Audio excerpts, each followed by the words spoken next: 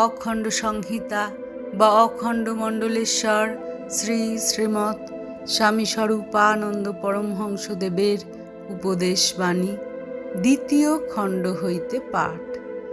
কোন রূপ ধেয়? প্রশ্ন।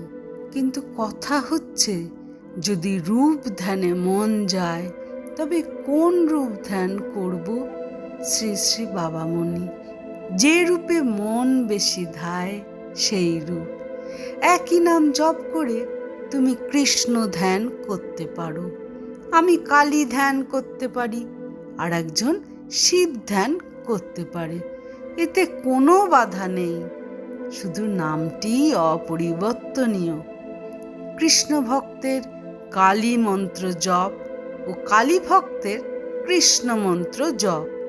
প্রশ্ন। একজন কৃষ্ণ ভক্তের কাছে গিয়েছিলুম।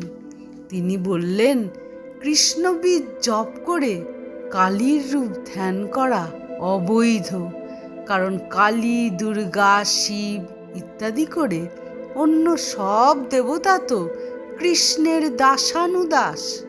প্রভুর নাম স্মরণ করে তার পরিচারকদের মূর্তি ধ্যান প্রভুর পক্ষে অপমানজনক। শ্রী শ্রী বাবামণি।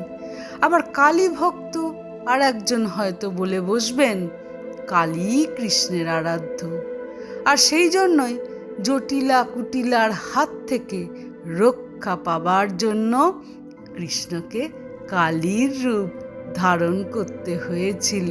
কি বলো? প্রশ্ন।